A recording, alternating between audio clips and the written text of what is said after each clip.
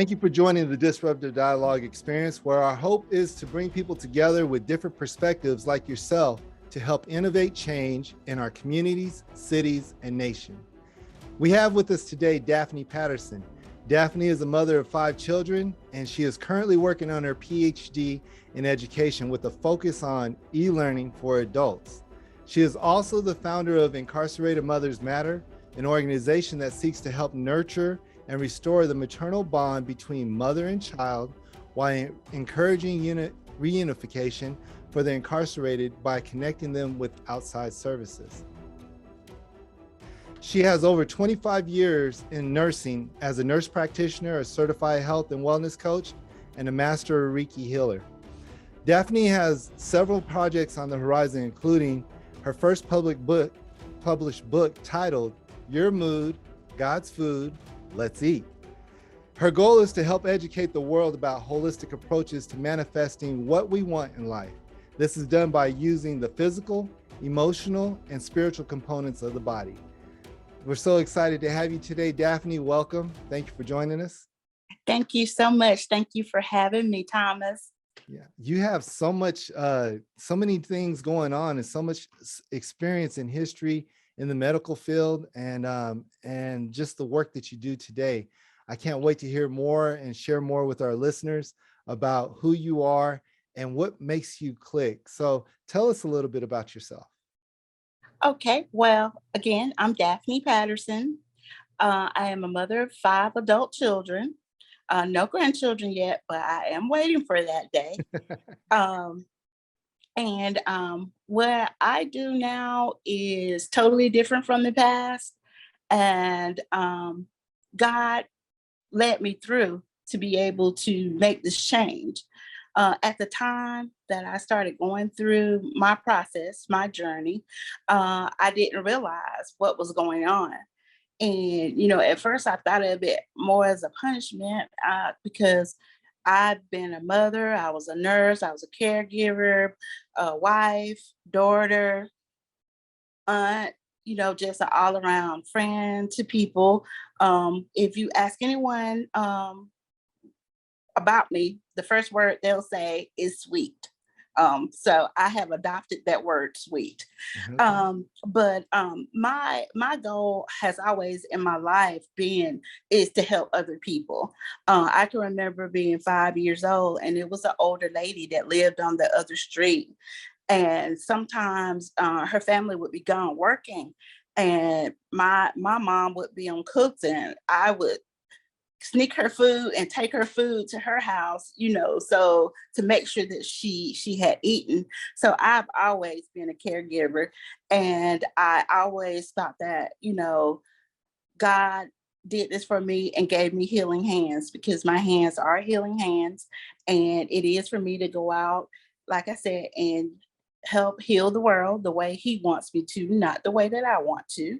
Right. But at one time, even in my nursing career, I was going from different areas, to different areas. And I was like, God, why do you keep having me go to all these different areas? And one of the last areas I worked at was hospice. And I did hospice for 2 years. And I was like, why do you have me in hospice?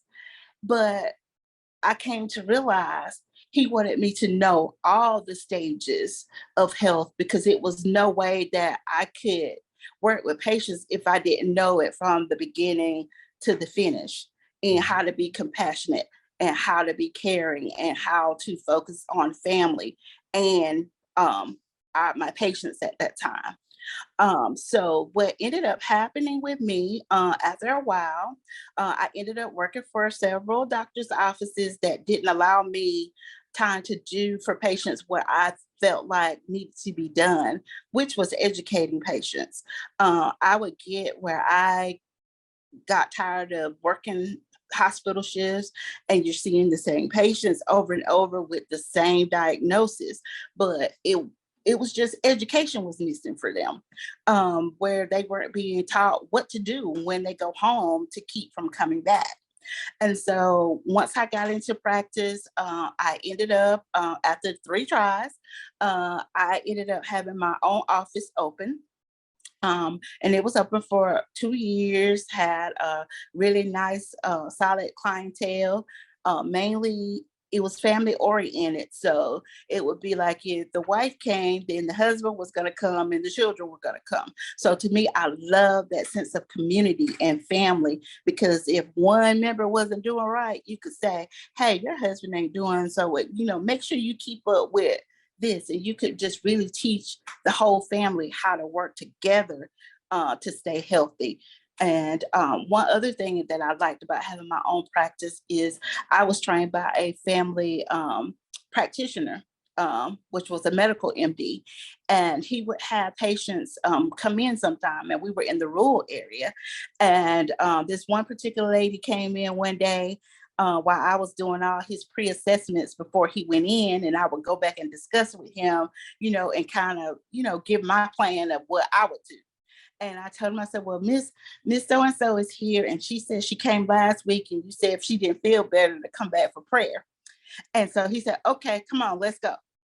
And at that moment, I'm like, wow. So you can take a doctor's office and take care of a person medically, emotionally, and spiritually. So I was always prompted to, one day I'm going to have my practice. It's going to be set up just like his practice. And essentially I did. And I was fortunate for him to become my collaborator as well. So he was my doctor that, looked over me, signed my papers, who I always coordinated everything with.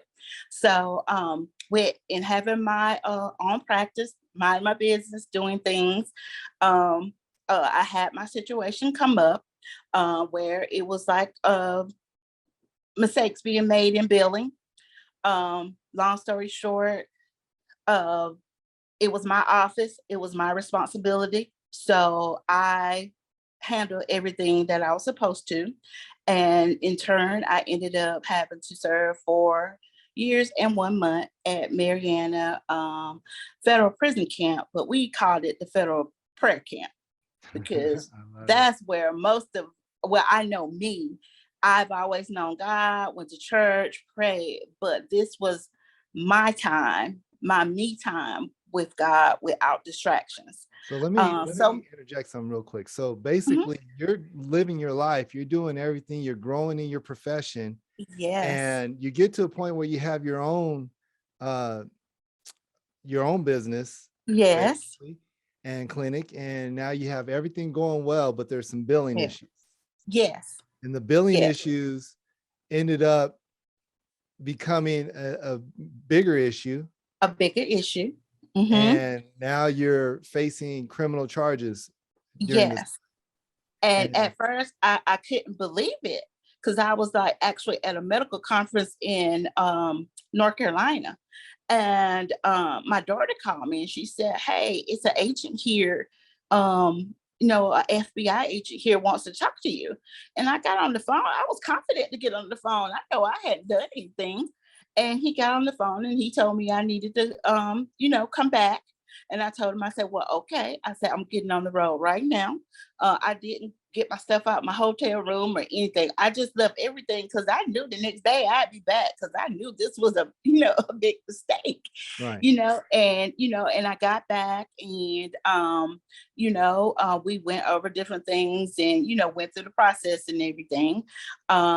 But it didn't turn out favorable. And at that time, I can tell you, I did get down. I did get a little depressed, because I felt like, okay, God, I've been doing everything like I'm supposed to. Why am I going through this? And I'm like, I've not done anything. I've raised my kids, I prayed to have this office and you gave it to me, and it was doing like it was supposed to. And I can remember talking to a friend one evening, and I said, why does this have to be so hard? And he said, well, God is testing you. And I said, testing me? I'm like, well, he should have made it an open book test. And we laughed. And he said he did make an open book. You have your Bible. And I was like, yes. I mean, I went through, and a lot of people don't understand. A lot of my family didn't understand. They see you working in medical, then it was automatically, oh, you had to have done something. But people didn't realize I had been in nursing a long time, so I was making a paycheck on the, anyway, Right. every 2 weeks. It wasn't like I was making money because generally the first year of a business it doesn't make money. You're just paying for your office, your staff, and maybe every now and then I was able to have a couple of dollars to do.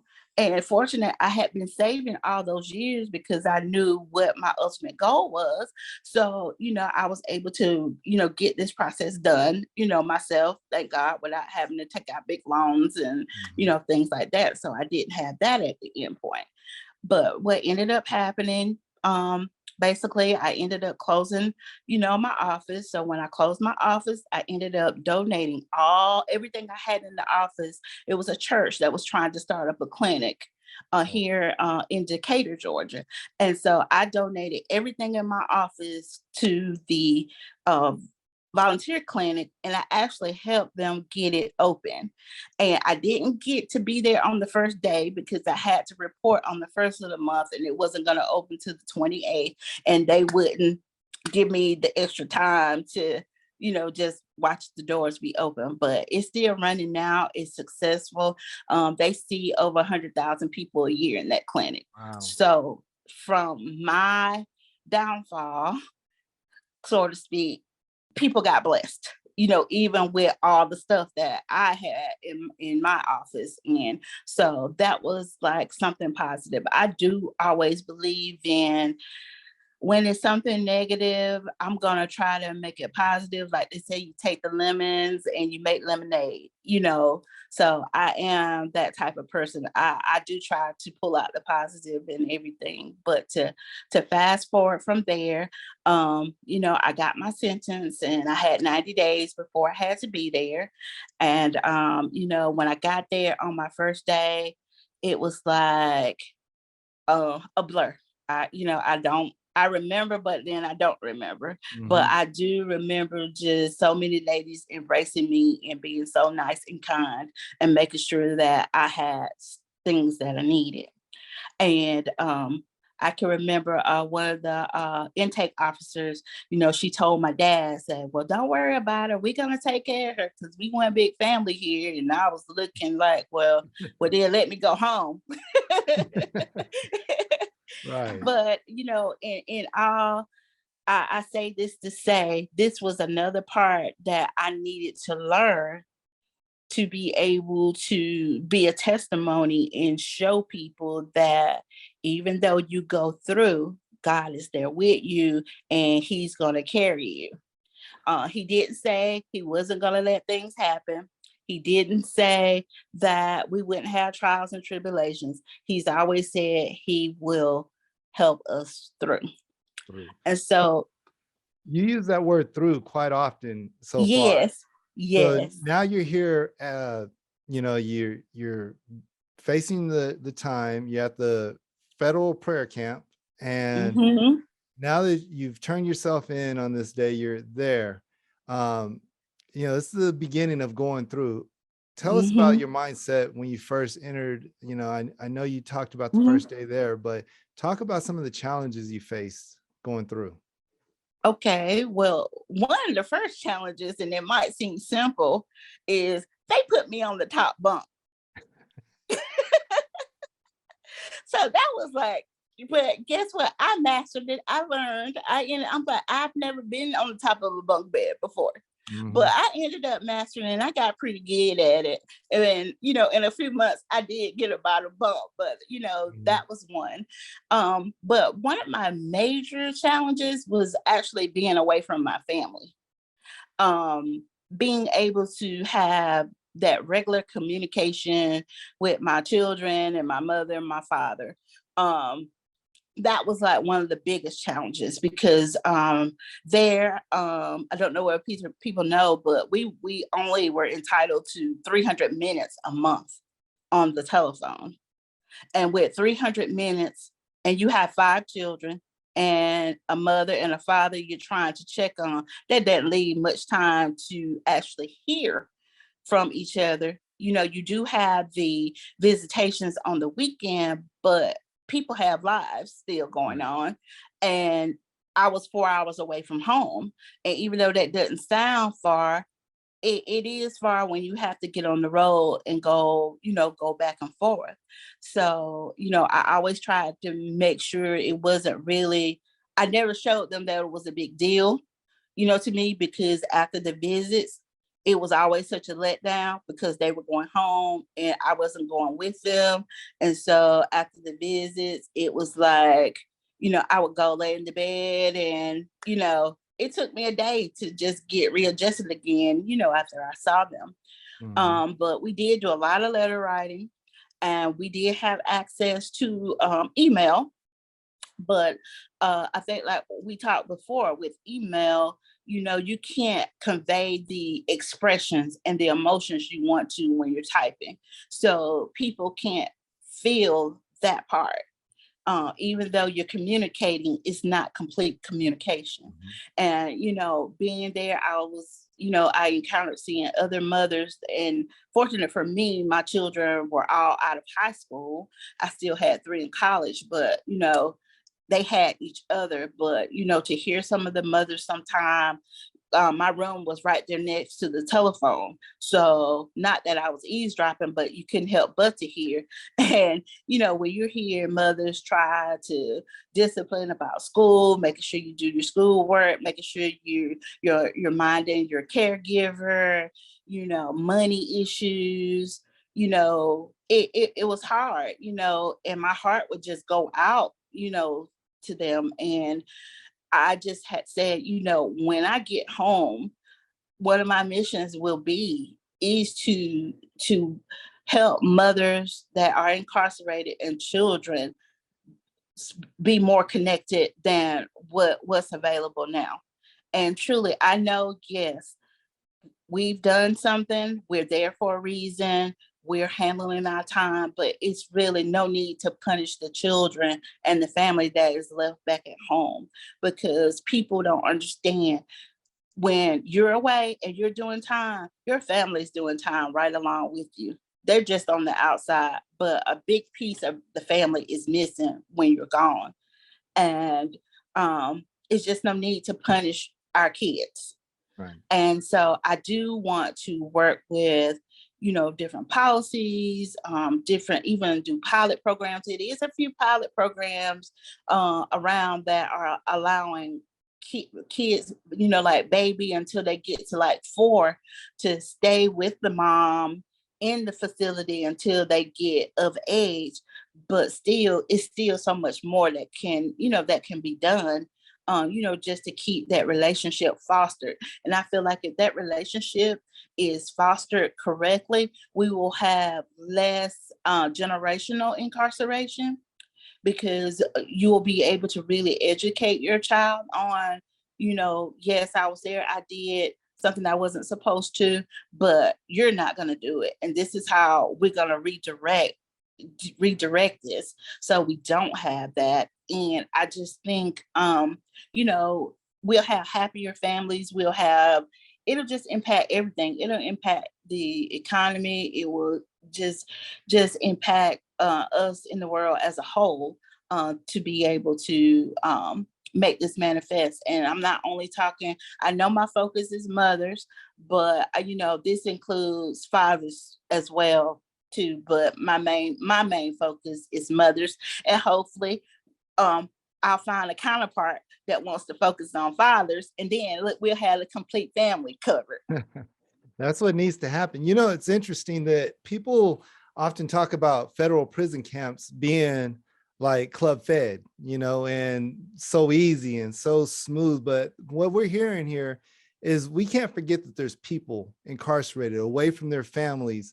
And even though Club Fed may be a little easier, you still have restrictions. You have 4 hours distance between you and your family, and them coming to see you. And then we forget that you're a person, that when your family leaves, you're feeling like you're being torn apart from the people Yeah. that are that's your life. That's Right. the existence of you outside your body. Right. And they got to go and say bye, mom. And Yes. then you have to go through this whole other process of getting back into the prison I and was just gonna everything say else. that. And Yes. now, so you have this challenge in between. Tell us how, over the years, like how you dealt with it. I know you said you laid on your bunk, but different things within prison, how did you have to deal with that, like mentally, and to be able to overcome it? Well, with me mentally, the first couple of months, I didn't know what to do. I cried mostly, you know, every day at some point. And I had one lady to say, you can't, you can't cry like that all the time. It's gonna be okay or whatever. So then I started just crying when I went in the shower. So then nobody knew I had cried, and it was all over with. And actually, I thought something was wrong with me because I ended up going to the psychologist and saying, why am I crying all the time? And she told me, she said, well, who told you it was wrong to cry? Mm. And I'm like, well, society dictates, you're supposed to be strong. You're not supposed to cry and whatever. She said, crying is an emotion. So yes, if that's the way you express your emotions, continue to. If that makes you feel better, do what makes you feel better. So after that, actually, and I thought about it, things started to get better. I started to get more involved. I started participating more in the church activities, in the church choir. And because of my background in medical, they really had no one there to teach women's health. So I started teaching women's health because I wanted to make sure everyone knew their numbers, how important it is to keep your blood pressure down, knowing signs when you have anemia, you're not getting enough iron.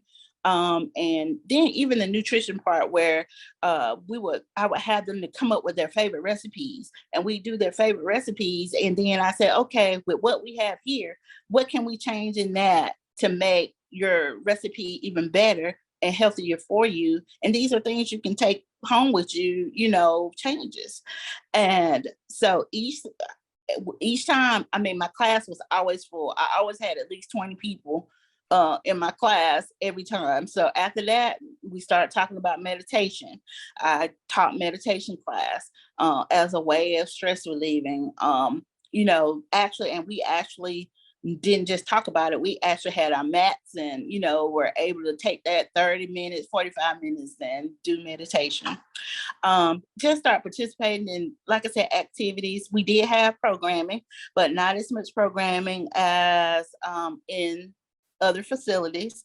They had a lot of basic stuff. I did advocate for more computer skills, actual things that would have been beneficial for work, but they weren't conducive for the camp at that time. So we weren't able to get those things. But also during that time too, that's when God gave me the idea for my book. And so every evening or afternoon, I would go from 12 to 3 and go to the library and work on my book. I spent so much money on typewriter cartridges and paper because that was the only way we could do it. And the way I would do it is I'd do it there. I'd type it on the email and send it home for my daughters to keep. I said, print it off. When I would get through with some pages, I would go type them up on the email. And so I was like, that way my book is safe and it'll be at home. Did you have to attach it to the email, or you actually typed No, it I in? had to actually type it all over again because Wow. it wasn't that sophisticated. No. But it gave me purpose and direction, and I knew that okay, this is what I'm supposed to be doing. So I did end up actually over that time, I ended up writing 3 books actually, and I'm just coming out with the first one now. But God sends people because it was a lady that came that was actually a publisher. And so when she came, she would read my chapters for me and give me advice. Everything kind of like just fell into place. And I guess because of the type of person I am and my personality, I was able to just really meet wonderful women. And these are lifelong friendships that I would have never had. So on that point, that's another thing that I gained from it was lifelong friends. Well, it's interesting that you talk about lifelong friends because I still want to highlight that people are people. It doesn't Mhm, matter because you are in prison, incarcerated, you still are a mhm, person who mhm, has desires for relationships and connection, and you mhm, make lifelong friends. Some of my mhm. lifelong friends that I have um, were met while I was incarcerated, and Right. it's And I still just to this day. credit that to when we met each other, it wasn't about what you got, what I can get from you. We were all stripped down to our bare. So it's like we were all on the same playing field, just like kids. Mhm. And when you're a child, you don't know such and such might live in a better house than you or something else. You just know all y'all live in a house. So you were really able to just get to know people for who they really were, and nobody had to pretend they were something they weren't. So, Good. um, So your book, let's go back to your book. Your mhm, Mood, God's Food, Let's Eat. yes, Talk yes. about that a little bit, the title and the book a little bit. Okay. Well, I came up, I actually wrote the book first before I came up with the title. I had so many titles. But what ended up happening in teaching, health and nutrition, and knowing that all of us were going through different emotions and just watching people, we would emotional eat when you sad, and you might be eating sweets or drinking this that just everything was like centered around food. And then I started comparing, and I'm like, well, it's no different than if we're at home stressing over something, you'll be munching and not even know you even munching on anything, and then it's gone. Especially like potato chips, you get there. I just think they don't put nothing in the potato chip bag now but air. Air. Open it up, right? Yeah. But what I ended up doing is God just led me to scriptures in the Bible that describe different emotions, far as anger, how he got angry in the center when the people were there selling things when they shouldn't have been selling them in the church, and Mhm. he got angry. And people are like, oh, God didn't get angry. Yes, Jesus got angry.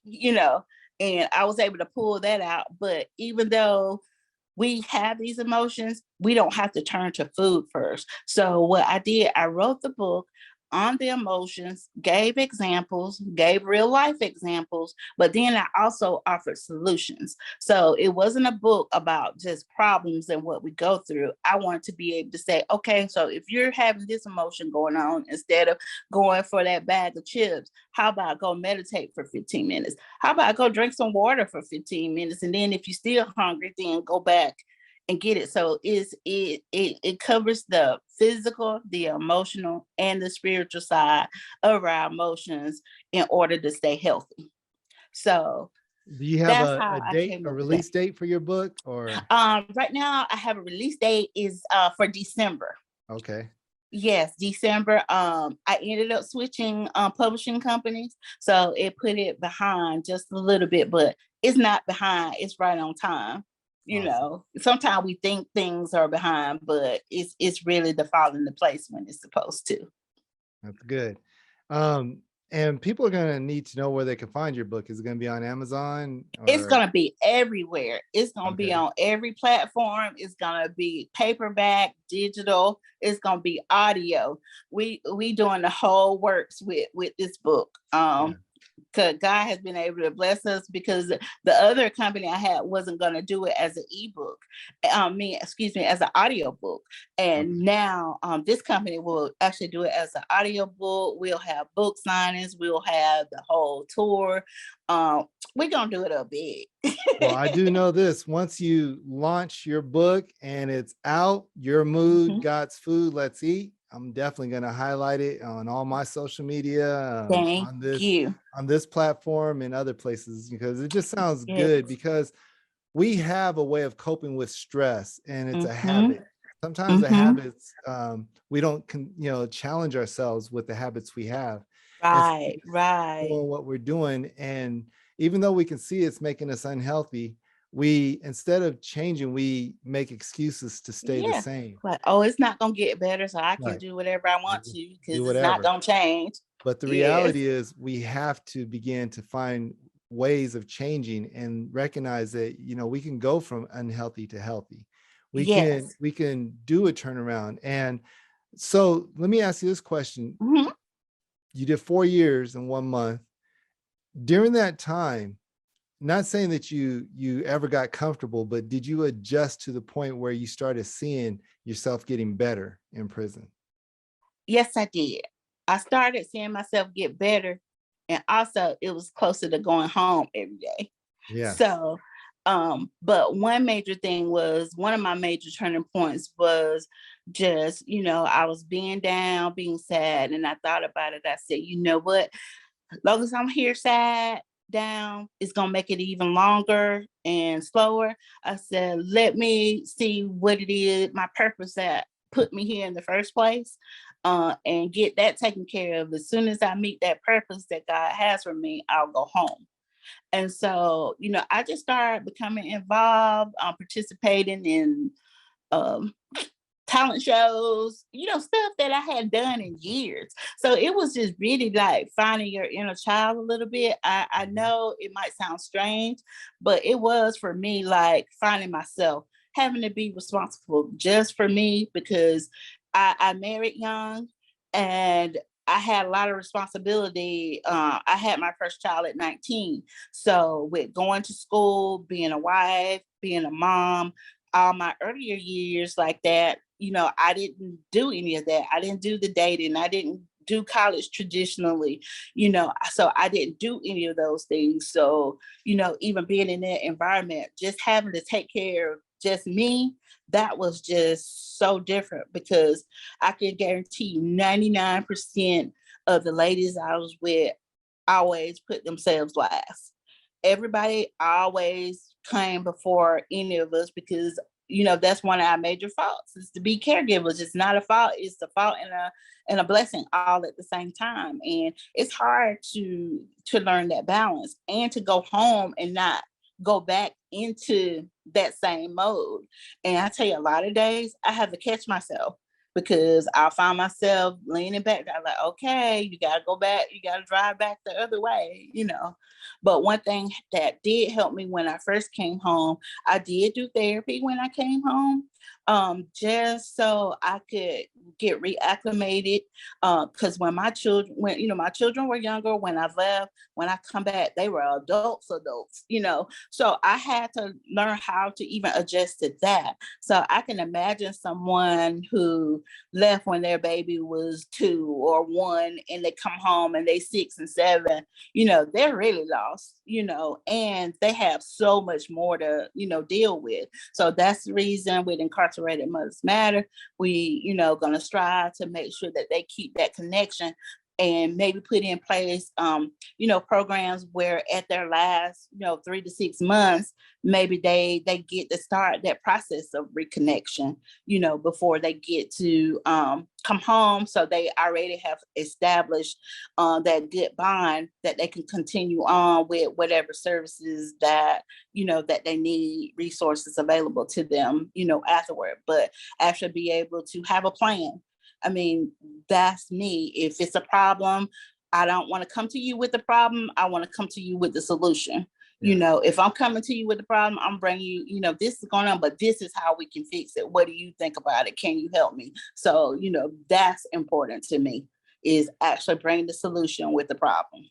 I love the Incarcerated Mothers Matter because it is bringing light to a group of women who just people aren't thinking of that much. They're Mm-mm, not seeing the resources need to be out there mm-mm, for incarcerated mothers. And that's the reason why I'm bringing the ladies back through Ladies First for the mm-hmm. finale. And we're going to talk about these types of things and what's Yes, important. yeah. So I hope you can join us for our finale show of, you know, our finale show of Ladies First, because we're going to talk about the issues that a lot of ladies face within Yes. incarceration that aren't being addressed the right way. Right. I love the organization title. I love what you all stand for. What are some ways that uh, people can help with your organization, with providing resources? What do you think are ways that people can help out? uh Ways that really that people can help out is that, number one, if you have a family member or someone in your neighborhood, in your church or whatever, and they're away and is a caregiver taking care of their kids, offer them some assistance sometime. Even if it's like a grandmother and you say, hey, let me keep your kids for 4 hours so you can get a break to go to the store, to even do some me time, go get a massage, go de-stress, because that's a lot of pressure.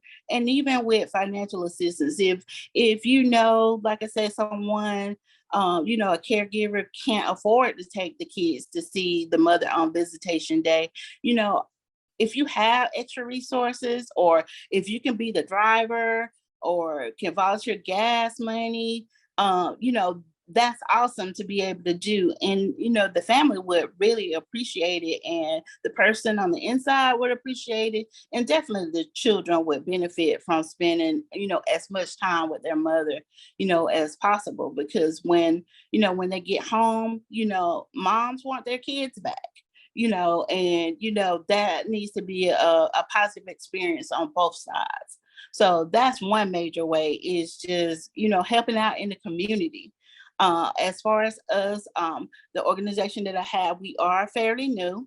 And with it, so now we're actually in the process of developing resources and things that we'll be able to do. But one of the major things that I want to be able to do, like I said, even to have like a small grant program where you can offer assistance to for visitation, to try to lobby to some of the prison system to get more than 300 minutes a month to talk. Where I was, you could do video visits as well, but they were 25 minutes and they were $6 a piece. When you add up $6 a piece, you'll spend $200-300 just trying to do a video visit every day, Right. so that's just not feasible. But even to have enough where everybody could get a video visit once or twice a month, and like I said again, I know being on the inside, you've done something, you paying your debt to society, but this is not for the people on the inside. It's for the children. It's to help keep them nurtured. When they're better, they function better in classrooms. They function better in society. A lot of kids are getting mislabeled now for behavior problems, and getting put on ADHD medication. And sometimes it's just that they need love and a hug, because the people that were there, they don't understand, well, why mama had to go away. They don't fully understand it.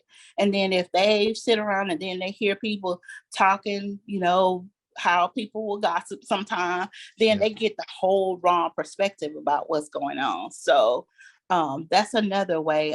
Also, I want to be able to do some type of fund for Christmas where we're able to do donations for toys or in gift cards and things like that, to help out, the kids and the family that, that are at home. And just Daphne, find resources. I really appreciate you sharing more about that Incarcerated Mothers Matter, because I think there's a way of people connecting to the need and being able to meet the need. The other part is to highlight the need. And so when we come back on our finale show and I bring you back in, I definitely want to highlight some of the needs and why what you just shared with us is so important. Some of the stories that you may have seen, and just your own personal experience also. So, today's show has been great. I want to thank you for being on, for sharing your story, for being so transparent, and really helping our listeners to understand why it's important to have this disruptive dialogue, because you are so much more than just a formerly incarcerated person. You are a mother, you are an influencer, you are making a difference in this world. And I want to say thank you for being a part of Disruptive Dialogue. And I Thank you look forward so to much. having you again. Yes, yes, I can't wait to the finale show. And look, I'll make sure I have my list then. But if anyone wants to follow us, we do have our page set up on Facebook, and it's Incarcerated Mothers Matter. And on Instagram, we're incarcerated underscore mothers and underscore matters, and we keep you updated on what we have going on. And we actually have a weekly podcast as well. The format is changing up, so we won't start back up until September, but we have just so many stories that we want to get out there so people can actually understand who we are and put the humanization back to where it belongs, because everyone, we're people. Love it. Love it. Thanks for sharing where people can get in touch with you. And again, support Incarcerated Mothers Matter, support Ms. Patterson. And we thank you again for joining us today for Disruptive Dialogue. And we'll see you again next week. Thank you for joining.